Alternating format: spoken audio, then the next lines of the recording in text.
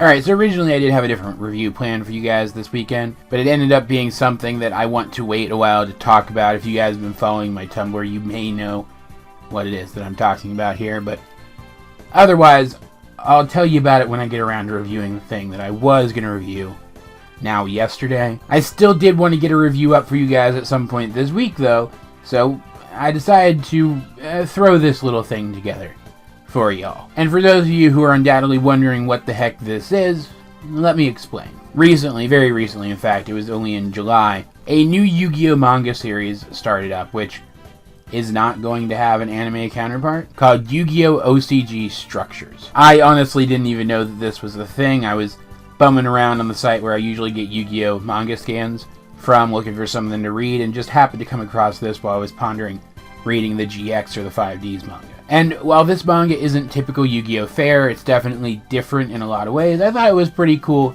for its own unique reasons as well, and so I ended up wanting to talk about it. So, here we are. The story of Structures revolves around a kid named Shoma who is just about to go into middle school, and so, since he's going to be changing schools anyway, has moved in with his adult older sister who lives in Tokyo near the Yu-Gi-Oh! Satellite shop, which he's always wanted to visit. Shoma himself is someone who's obsessed with the game. He has tons and tons of cards and boxes in his bedroom, but he lived far away from places where people would get together and play the game, so he doesn't really have any friends who play. Instead, he mostly sits around in his room building different decks using different strategies and archetypes and then playing them against each other. Now that he lives so close to the satellite shop, though, he heads there as soon as he possibly can and ends up getting a duelist card which lets him participate in events. There is a Struct event happening on that same day, which is kind of like a draft. The characters open a bunch of booster packs and then put together a deck right there on the spot and then play against each other. And Shoma wouldn't have even known about it,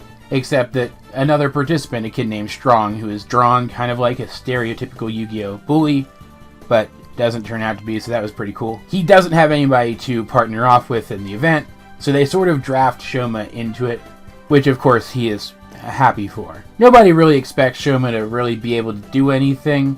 This kid Strong was something of a champion in his age group up until just recently, but I imagine that's probably because he just moved to a different age group. He seems to be about the same age as Shoma. But then something interesting happens while Shoma is putting his deck together.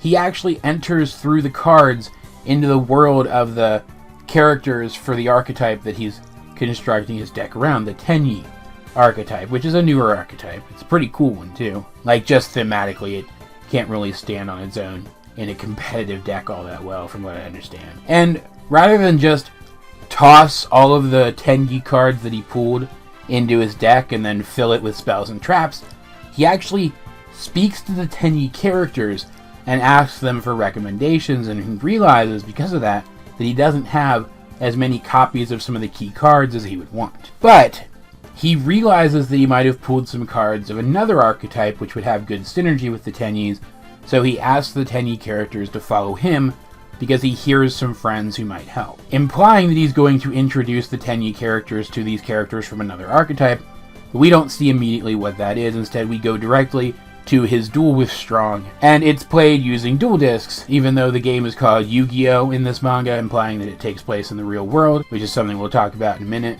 And we find out that Strong is playing the new Simorg archetype, which is another pretty cool archetype, which has some good things going for it, but has trouble standing on its own in the current meta. Strong, though, draws a fantastic hand and manages to put together a board which has the capacity to incapacitate his opponent's spells, traps, and monster effects, even if only a limited number of times each turn. He, however, has put up a wall, and as I'm sure anyone who follows Yu-Gi-Oh! Regularly knows, all you need to really get the protagonist going is to put up a wall for him to break through. So Shoma starts his turn, and he makes plays which seem reckless in principle, but in actuality they allow him to get off just the right effects in just the right order to remove one obstacle after another, break through Strong's entire board, and even deal damage. And even though Strong is able to put together mostly the same unbreakable in quotes of course, wall on his next turn, the entire momentum of the game has changed, and also Strong isn't able to put up as strong a wall. He's missing that last component, the one that stops monster effects, implying that he didn't pull all of the cards he would have needed to optimize this particular deck, as a good competitive deck is supposed to be able to do everything that it would conceivably want to do every single turn. Shoma, on the other hand, even though he doesn't have all the Tenyi stuff he would have needed to optimize a Tenyi only deck, plays a tuner monster from the Yang Zing archetype, which allows him to extend his next play enough to build a board strong enough to break through Strong's board again and defeat it. And after the fact, Strong is so impressed with Shoma's playing that they go and play some more games on their own. They have now become friends. It seems like they're going to be our first little friend group to follow as this manga continues.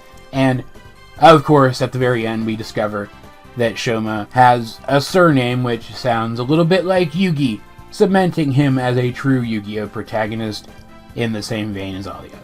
Now, I want to be clear, I am using fanlations, fan translations, in order to read this manga, so if this does make the jump over here to North America, I imagine some of the specifics will be a little bit different in terms of what is said and how the characters present themselves. Hopefully we don't get any name changes. Name changes are really freaking annoying. I imagine, though, that the woman running the satellite shop, who in design is very much like tour guide from the underworld, I think is what the card's called. She has a weird speech pattern in the manga that I imagine is going to be turned into something a little more North American friendly if we ever get it here. It definitely seems like it's something that Japanese readers would understand better than American ones. And I don't know if it'll keep the title, since the game isn't called the official card game, the OCG.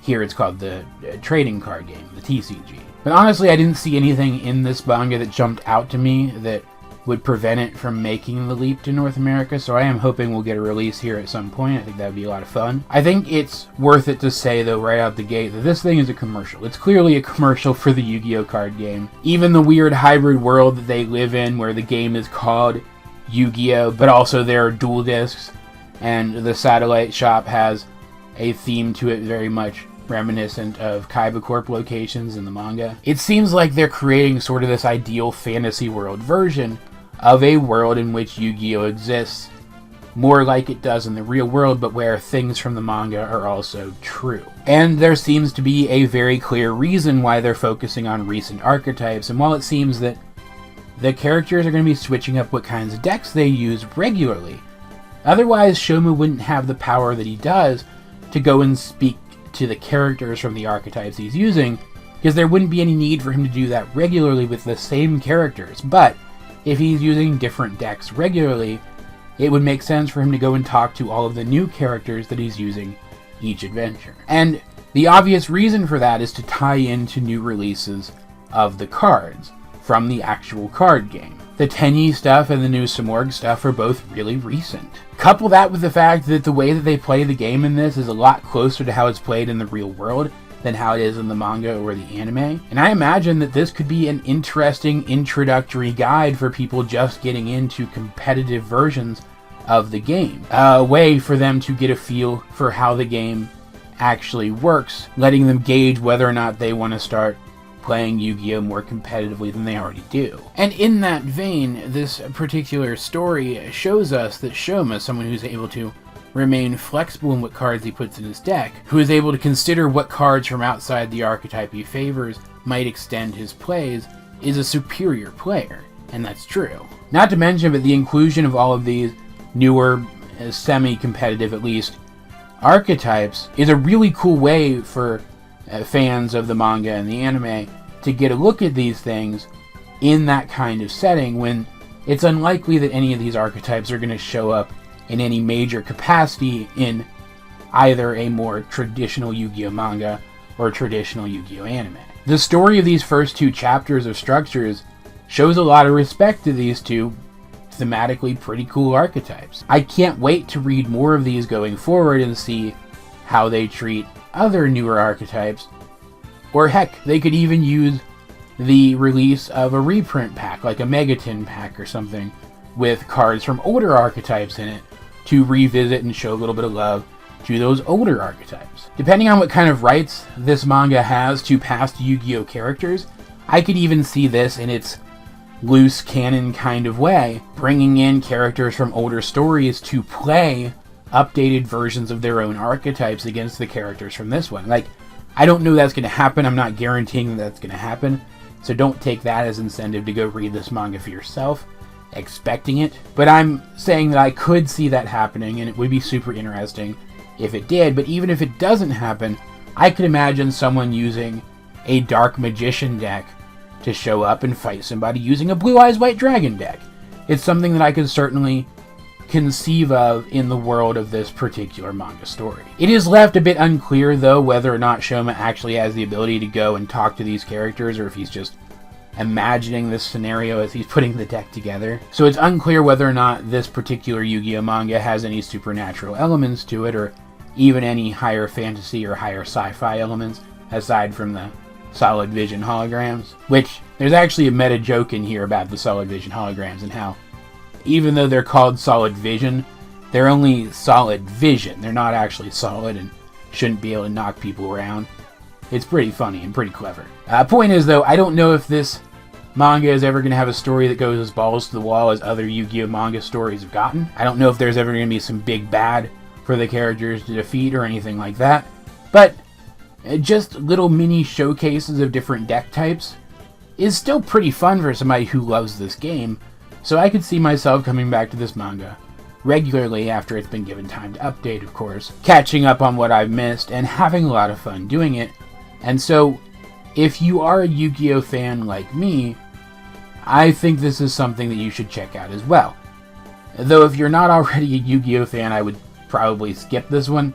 I doubt you'd get a ton out of it, unless you're looking, like I mentioned earlier, into playing the Yu-Gi-Oh card game more regularly or more competitively, because this does do a fairly decent job of painting a picture of how competitive games work. It's not a perfect one. The decks in this are still far more based around archetypes than even actual competitive decks are, but it's still a lot closer than what you see in any other supplementary Yu-Gi-Oh material. That said, end of the day, I like Yu-Gi-Oh structures quite a bit. This is normally the part of the video where I would ask if any of you guys have read this to let me know what you think of it as well, but I really doubt that's the case.